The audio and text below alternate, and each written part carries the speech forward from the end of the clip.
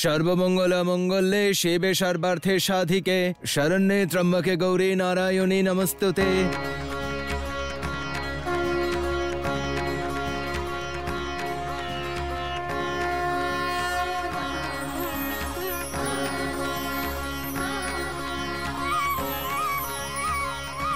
নারায়ণ নারায়ণ।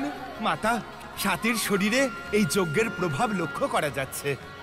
ও সুস্থ হয়ে উঠছে মাতা।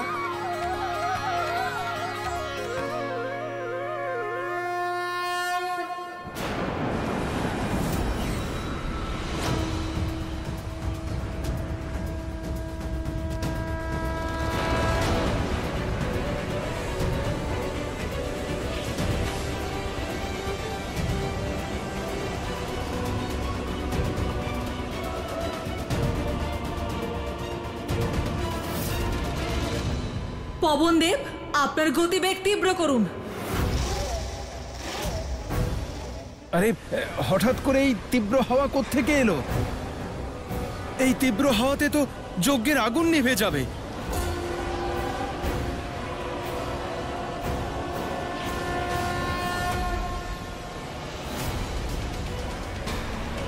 হে অগ্নিদেব, আপনি কৃপা করুন যাতে এই যজ্ঞ খণ্ডিত না হয়।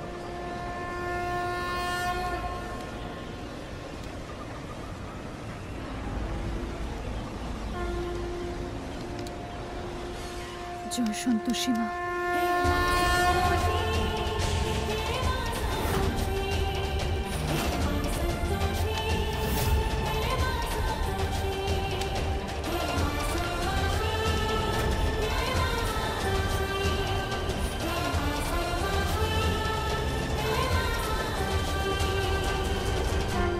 এই তীব্র হাওয়ায় আগুন জ্বলছে, এ তো চমৎকার ছাড়া আর কিছু নয়।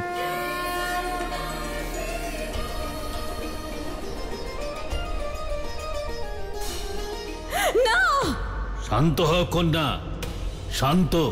সাধারণভাবে কিছুই করতে পারবে না, তোমাকে বড় কিছু করে দেখাতে হবে। এখন আপনি কি করবেন দেবী পৌলমী?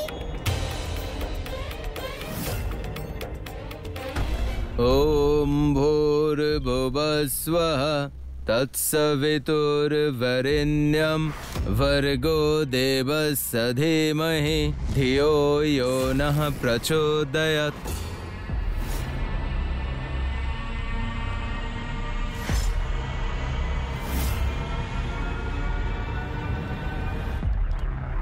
বাবা, ওই কলসি থেকে জল নিয়ে এসো তো।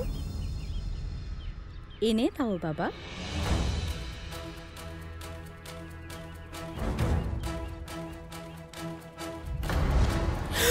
আরে মা, মা কি হয়েছে? কি হয়েছে মা? ঠিক আছে তো মা?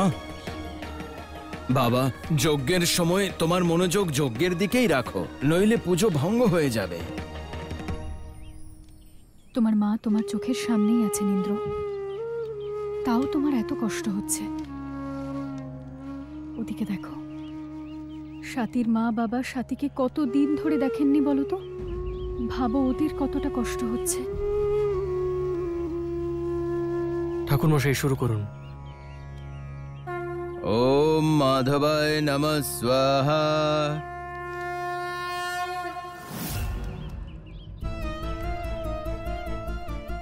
এই সন্তোষীকে সহ্য করতে পারছি না আমি। মুখে তো সবসময় রুচি আর শিক্ষার কথা, কিন্তু এখন দেখুন কিভাবে আমার বরের সঙ্গে বসে পুজো করছে।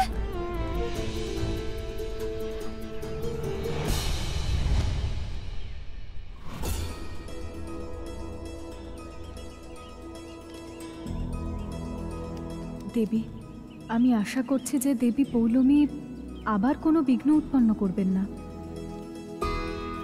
এ ওনার স্বভাব বিরুদ্ধ। খুব তাড়াতাড়ি যজ্ঞ সম্পূর্ণ করতে হবে আমাদের। সন্তোষী,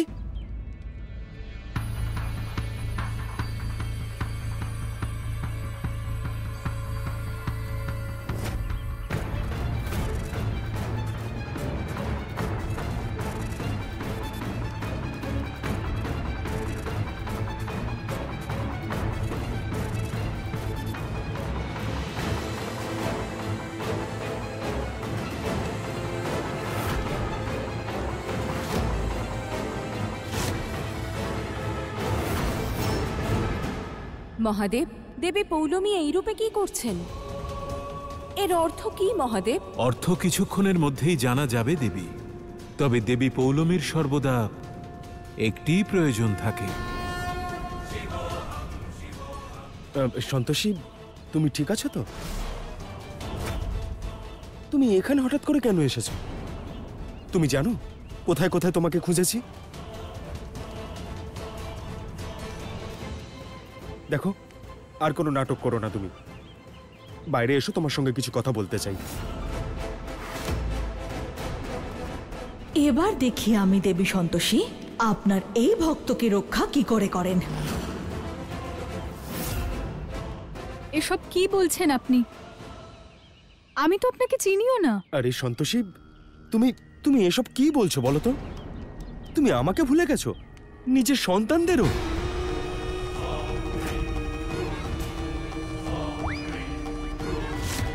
তুমি তো এরকম ছিলে না সন্তোষী। আর এনারা দুজন তো তারাই, তাই না, যারা মেয়ে হারিয়ে যাওয়ার রিপোর্ট লেখাতে এসেছিলেন? উষ্মা, দেবী পৌলমী এই গণ্ডি পার করতে পারবেন না, তাই বলে দাও তুমি যজ্ঞ শেষ হওয়ার পরে কথা বলবে। দেখুন, আপনি কি বলছেন আমি বুঝতে পারছি না। তবে আপনার যা কথা বলার আছে সেটা আপনি পরে বলুন, আমি এখন পুজো করছি। সন্তোষী, তুমি এত নির্দয় কি করে হতে পারো সন্তোষী? তোমার সন্তানদের কথা মনে পড়ে না? বলো সন্তোষী, তুমি জানো ওরা 3 দিন ধরে না খেয়ে আছে। ওহো, তাহলে এটাই ওর আসল সত্যি। এবারে আমি বুঝেছি। মানে এই মেয়েটা এতদিন ধরে আমাদের সকলের চোখে ধুলো দিচ্ছিল। এই শোনো, এই ছেলে, একে নিয়ে এক্ষুনি বিদায় হও। সব ব্যাপারে নাক গলায়। বাবা দেখুন একবার, বাড়িতে 2-3টে বাচ্চা রয়েছে আর সব ছেড়েও এখানে পড়ে রয়েছে। ব্যাস, অনেক কথা হয়েছে।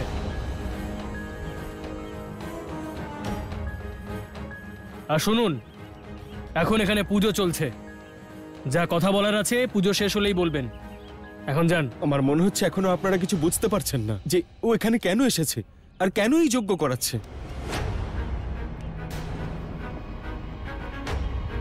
আরে ও স্বাতীর আত্মীয় হয় না।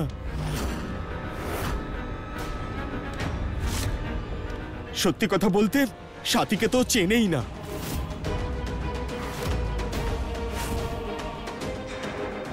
স্বাতীকে চেনে না যখন করাচ্ছে কেন এসব? কারণ ওই স্বাতীকে মেরেছে।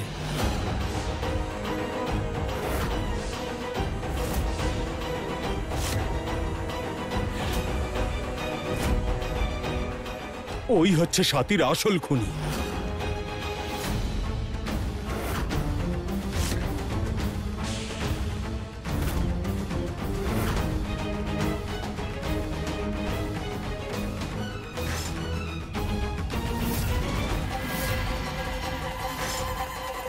উষ্মা, শান্ত হও আর নিয়ন্ত্রণ রাখো নিজের উপর। এবার দেবী সন্তোষী ওনার ভক্তকে সাহায্য করতে পারবেন না, কারণ উনি কখনোই অসত্যকে প্রশ্রয় দেন না।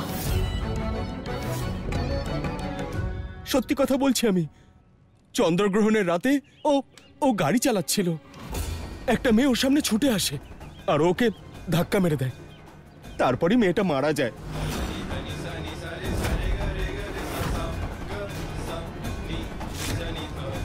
আর তারপর পরের দিন যখন ওর অনুশোচনা হয় তখনও পুলিশ স্টেশনে চলে যায়। আর যখন ও পুলিশ স্টেশনে ওর অপরাধ স্বীকার করতে যাচ্ছিল তখন এনারা দুজন ওখানেই ছিলেন। এনারা নিজেদের মেয়ের রিপোর্ট লেখাতে গিয়েছিলেন, আপনাদের উপরে অভিযোগ করছিলেন। এটা দেখে ও ভয় পেয়ে পিছিয়ে আসে, তারপর এখানে চলে আসে যাতে ও যে দোষটা করেছে সেটা আপনাদের উপর চাপাতে পারে।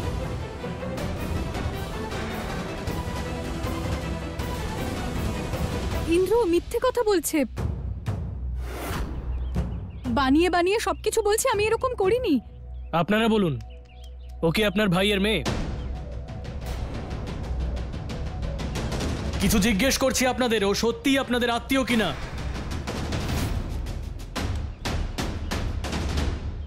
না।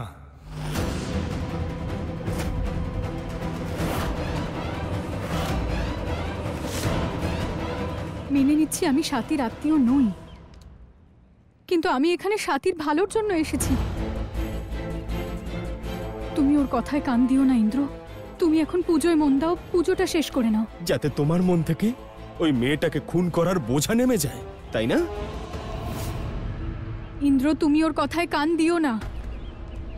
আমি তোমায় কথা দিচ্ছি, আমি তোমার সাথীকে তোমার কাছে ফিরিয়ে এনে দেব। কোথা থেকে ফিরিয়ে আনবে? ওকে মেরে ফেলেছো তুমি। আমার বিশ্বাস হচ্ছে না, যখন সাথীকে মেরেই ফেলেছো তখন আমাকে দিয়ে এইসব কেন করাচ্ছ?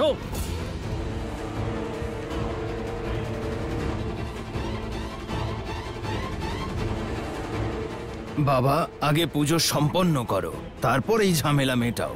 এই নাও, গঙ্গা জলে হাত শুদ্ধ করে যজ্ঞের আগুনে আহুতি দাও।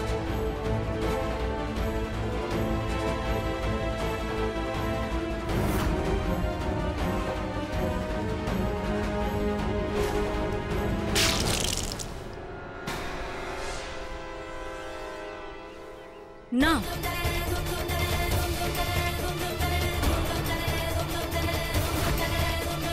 যে যজ্ঞ আগেই ভঙ্গ হয়েছে তাকে আর কিভাবে ভঙ্গ করব?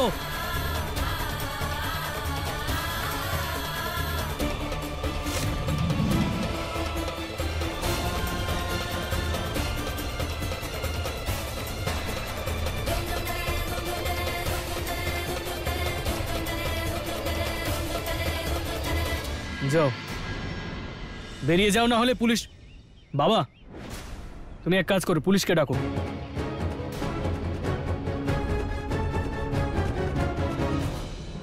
কুন্তী দেবী, ভালোই হলো সব দোষ ও নিজের মাথায় নিয়ে নিল।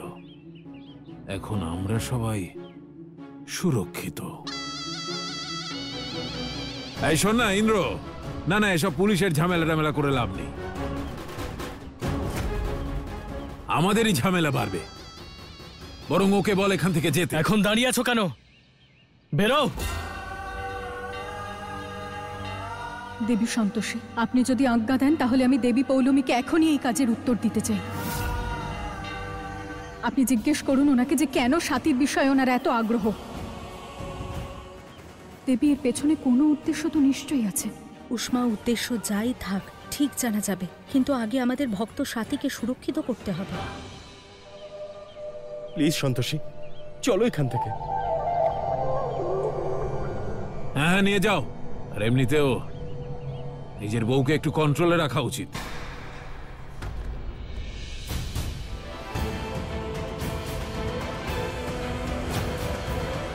রিঙ্কি তাহলে একদম ঠিক বলছিল।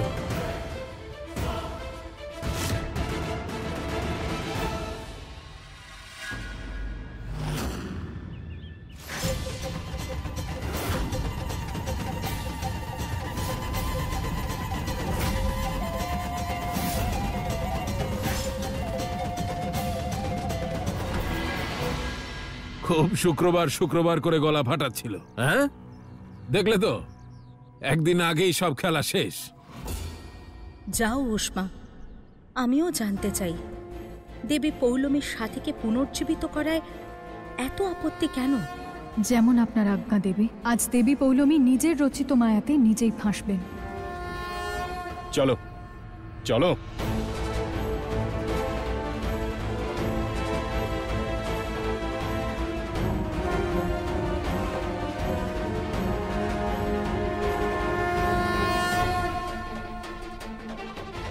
হাত ছাড়ো আমার, যাচ্ছি তো। তা তুমি যাবে আমার সঙ্গে? হ্যাঁ, আপনি আমার স্বামী হন, এত দূরে নিতে এসেছেন, তাহলে যেতে তো হবেই। মাথা খারাপ হয়ে গেছে নাকি তোমার? স্বামী তো নই, তবুও যাবে? কেন? এক্ষুনি তো সবার সামনে চিৎকার করে করে বলছিলেন যে আপনি আমার স্বামী হন আর আমি আপনার স্ত্রী। প্রথমে একটা কাজ করুন, আপনি এটা ঠিক করে নিন যে আমি আপনার স্ত্রী কিনা, নাকি এটা ঠিক করার জন্য আপনাকে তার সাহায্য নিতে হবে যে আপনাকে এখানে এই নাটকটা করতে পাঠিয়েছে। দেবী পৌলমী, এবার আপনাকে সত্যি বলতেই হবে, আর এই কাজটা আমি আপনাকে উত্তেজিত করেই করতে পারবো। বলুন না, নাকি আমার এই প্রশ্নের উত্তর দিতে আপনাকে অন্য কারো সাহায্য নিতে হবে? নিজে কিছু করতে পারেন না নাকি?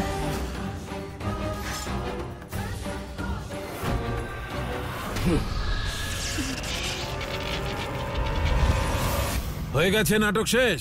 হ্যাঁ, তাহলে নিজের টিম নিয়ে এবার বিদায় হও। এই যে অঞ্জু দেবী, এই যে অতিথি হয়ে দাঁড়িয়ে আছো না, আজ তো বাড়িতে চলে এসেছো। এরপর যদি এই বাড়িতে আসো তাহলে আর হেঁটে ফিরতে পারবে না।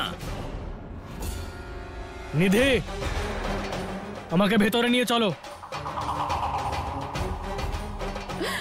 ইন্দ্র বাবা, এই যজ্ঞটা শেষ করে যাও। আমার সাথে যেখানেই থাকুক, যেমনই থাকুক, হয়তো এই যজ্ঞ সম্পূর্ণ হলেও সুস্থ হয়ে উঠবে। আমি তোমার সামনে হাত জোড় করছি, এই যজ্ঞটা শেষ করে যাও। কি করছেন আপনি? যে মহিলা আপনার মেয়েকে মেরে ফেলেছে, পুরো পরিবারকে বিপদে ফেলেছে, তার কথা মতো পুজো করব আমি? কখনো না। অর্চনা, অর্চনা সামলাও নিজেকে। কে জানে আমার সাথীটা কোথায় আছে, কি অবস্থায় আছে। চলো সবাই।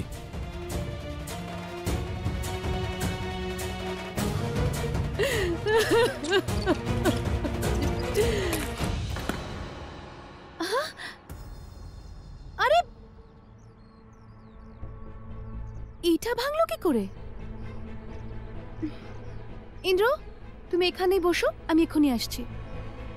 কে জানে কি হয়েছে আমার সাথীর সাথে, কেউ কি ওকে মেরে ফেললো? ব্যাস, আর কোনো কান্নাকাটি হবে না। আজকের পর সাথীর নাম এই বাড়িতে আর কেউ নেবে না। এখন যান এখান থেকে। ইন্দ্র, আমরা কোথায় যাব আমাদের সাথীকে ছাড়া? আমরা তো এমন হতভাগ্য মা বাবা যে নিজের মেয়েটাকে শেষ দেখা দেখতে পেলাম না।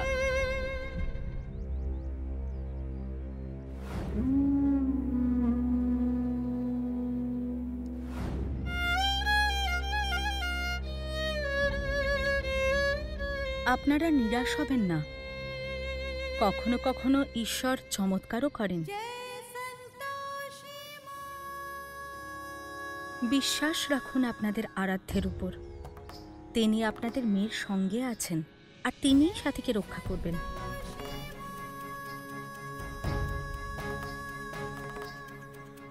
এভাবে যে যা বলবে তাতে বিশ্বাস করে নেওয়া ঠিক নয়।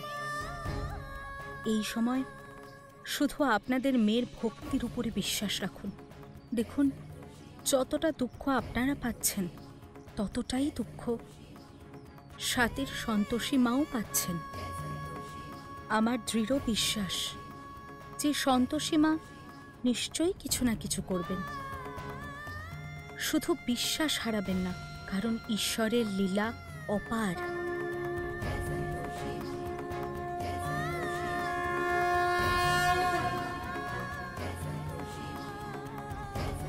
ধৈর্য ধরুন,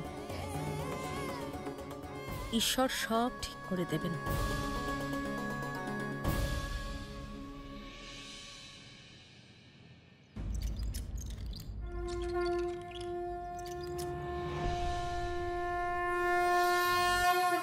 নারায়ণ নারায়ণ। প্রণাম মাতা। মাতা, দেখলেন আপনি দেবী পৌলমী? তার সত্য উষ্মা ঠিক জেনে নেবে দেবর্ষী। কিন্তু এই সময় চিন্তার বিষয় এটাই যে চন্দ্রগ্রহণ পুনরায় আসতে চলেছে, আর যদি তার আগেই আমরা সাথীকে জীবিত করতে না পারি, তাহলে আমরা তাকে চিরতরে হারাবো। আর আমরা এখন ইন্দ্রের থেকেও কোনো সাহায্য আশা করতে পারবো না। আপনি সঠিক বলছেন। এখন একমাত্র দেবাদিদেব মহাদেবী আমাদের সাহায্য করতে পারেন। উনি শুধু বলতে পারেন আমাদের এত প্রচেষ্টা সত্ত্বেও সাথী কেন তার প্রাণ ফিরে পেল না। মাতা,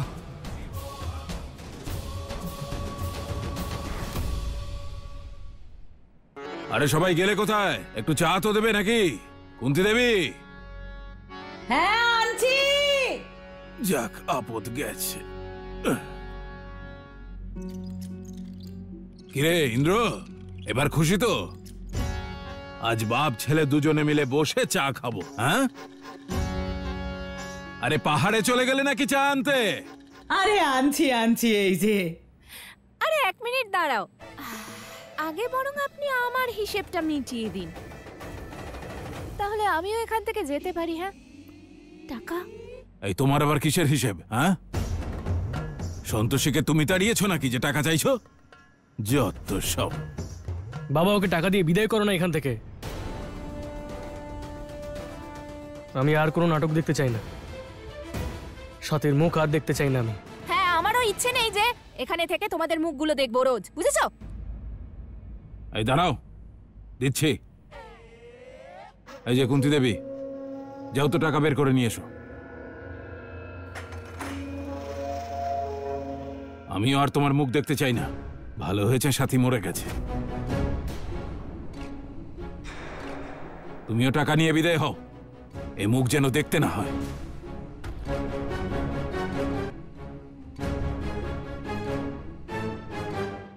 এই নাও, আর বেরো এই বাড়ি থেকে। মা, এবার না আমরা একটা বড় মলে যাব আর খুব শপিং করব, ঠিক আছে? এসো। আরে না না বাবলি, আমার দ্বারা শপিং টপিং হবে না, খুব গরম লাগছে রে আমার বাবলি। দাঁড়াও মা, ততক্ষণ তুমি এটা দিয়ে কাজ চালাও। আজ আমি তোমাকে 5-6টা এসি লাগিয়ে দেব, একদম ঠান্ডা হয়ে যাবে তুমি। হ্যাঁ, না মানে খুব ভালো লাগবে চারদিকে ঠান্ডা।